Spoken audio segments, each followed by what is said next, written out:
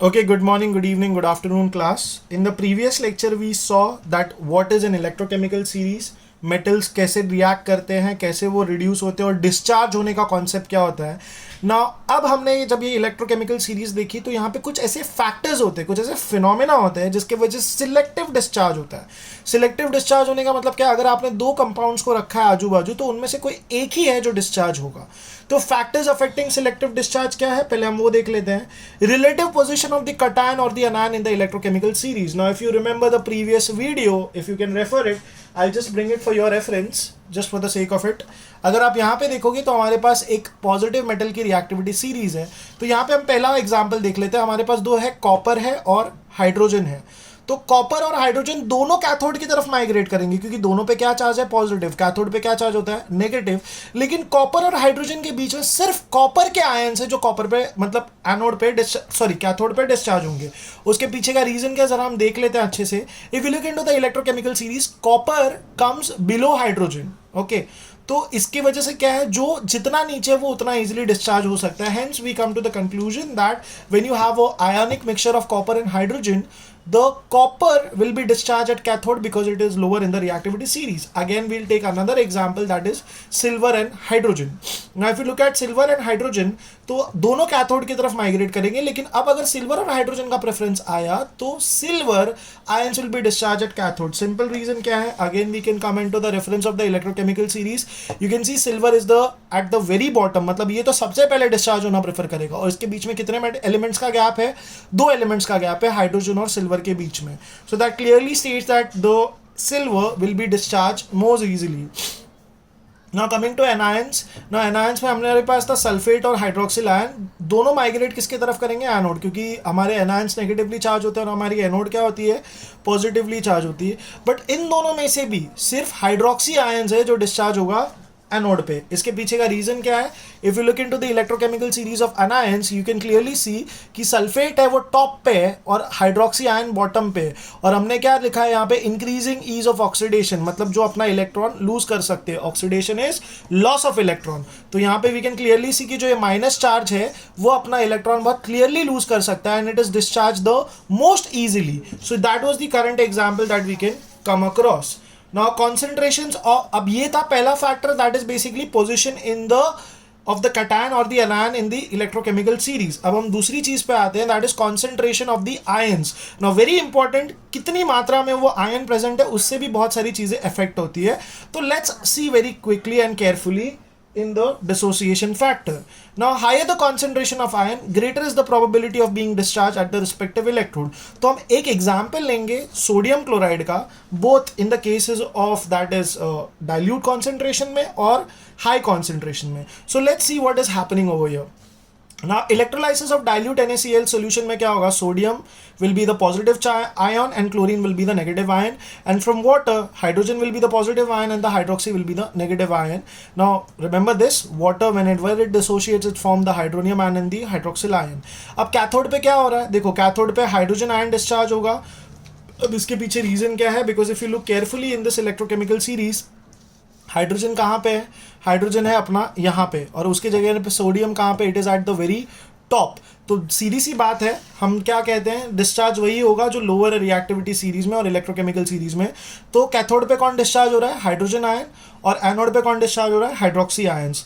देखो अब यहाँ पे इन्होंने क्या है, एक्सप्लेनेशन क्या है, हाइड्रोजन जो है वो गेन करेगा electron more readily than sodium because it is bottom of the table, and hydroxy ion preferential discharge दिखाएगा because due to the lower position in the electrochemical series. तो एंड प्रोडक्ट क्या होगा, cathode पे हमें hydrogen gas मिलेगी, anode पे हमें oxygen gas मिलेगी। ठीक है, इसका प्रोसेस कैसे होता है कि दो वाटर मॉलिक्यूल्स फॉर्म होंगे, ये हम रिएक्शन देखेंगे, don't worry, just remember anode पे ऑक्सीजन गैस इवॉल्व हो रही है। ठीक है,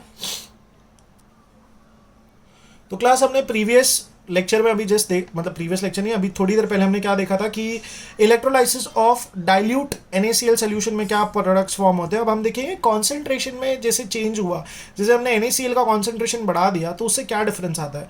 तो same Na+ and Cl- and water में H+ एंड OH-। कैथोड पे क्या होगा, Na+ और H+ है तो हाइड्रोनियम आयंस ही बनेंगे। क्यों, क्योंकि hydronium is at very lower series compare to sodium, so it will be formed. Anode पे लेकिन अब कुछ अलग होगा, सिंस हमने कॉन्सेंट्रेशन काफ़ी ज़्यादा रखी है, क्लोरीन और हाइड्रोक्सी के बीच में हमारा क्लोराइड आयन है वो वहां पे माइग्रेट करेगा। तो यहाँ पे क्या लिखा है, despite high concentration of sodium at a particular concentration hydrogen gains electron more easily than sodium and chlorine is preferentially discharge because of one simple reason, compare to hydroxy we have a large amount of chlorine ion. Now if you remember, अब ये थोड़ा condescending कैसे हो जाता है, because if you look into your electrochemical series, हमारा जो hydroxy है वो बॉटम पे है बट हमारा क्लोरीन टॉप पे है। बट यहाँ पे डिफरेंस क्या हो गया है, जब हमने यहाँ पे यूज क्या किया है, कॉन्सेंट्रेटेड सोल्यूशन, तो यहाँ पे क्या हो गया, जो क्लोराइड आयन है उसकी कॉन्सेंट्रेशन हाइड्रोक्सिल के कंपैरिजन में ज्यादा है। तो पॉसिबिलिटी ये है कि एक टाइम तक हाइड्रोक्सिल जब सारे आयोनाइज हो जाते हैं, डिस्चार्ज हो जाते हैं, रिमाइंडर क्या होते हैं क्लोरीन, तो वो जाके अपना डिस्चार्ज दिखा सकते हैं। तो कैथोड पे क्या इवॉल्व होगी, as usual hydrogen gas, anode पे क्या इवॉल्व होगी, क्लोरीन गैस। अब थर्ड कैटेगरी की जो डिस्चार्ज होता है वो थर्ड प्रेफरेंशियल प्रॉपर्टी किस पे होती है, that is the nature of electrode. अब नेचर ऑफ इलेक्ट्रोड में हमें दो चीजें देखनी है, दो तरीके की इलेक्ट्रोड होती है। Inert electrode as it self बोलता है कि आयरन, ग्रेफाइट या प्लैटिनम की, they do not take part in the given reaction of the electrolysis. Then there is an active electrode which is made up of metals, that is copper, nickel और silver, they take part in the given reaction. अभी आपके दिमाग में एक doubt आएगा, sir platinum भी तो एक मेटल है, तो फिर ये क्यों इनर्ट इलेक्ट्रोड में? Platinum is one of the most rare earth elements which are very inert and they do not react or oxidize because they are coming under the category of noble metals. तो let's take an example, हम एक ही example लेंगे copper sulphate solution का।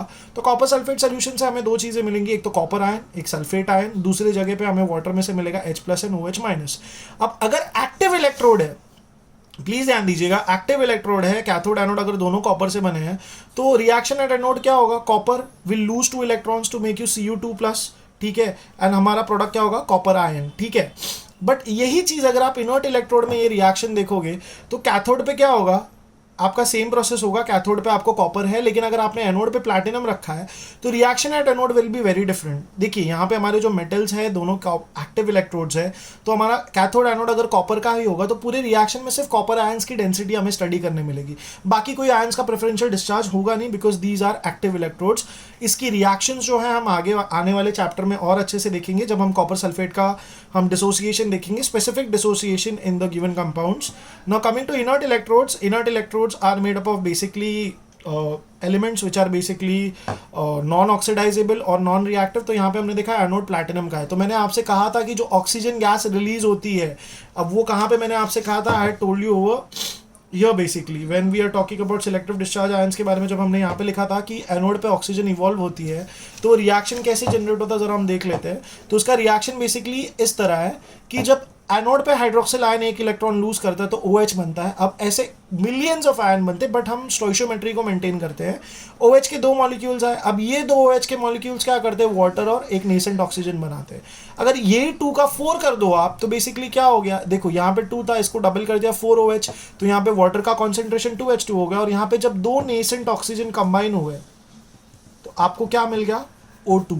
So this was the general explanation की selective discharge, यानी कि हमारे पास electrochemical series तो है, और यहाँ पे हमने सबसे बड़ा ऑल्टरेशन क्या देखा कि इलेक्ट्रोकेमिकल सीरीज हर जगह फॉलो होती है, लेकिन अगर कॉन्सेंट्रेशन पे आ जाए, if we come into the terms of concentration, और अगर किसी गिवन आयन की कॉन्सेंट्रेशन ज़्यादा है बट फिर भी अगर वो इलेक्ट्रोकेमिकल सीरीज में ऊपर है, तो due to the higher concentration it will be preferred to discharge compare to the lower concentration ion. Y?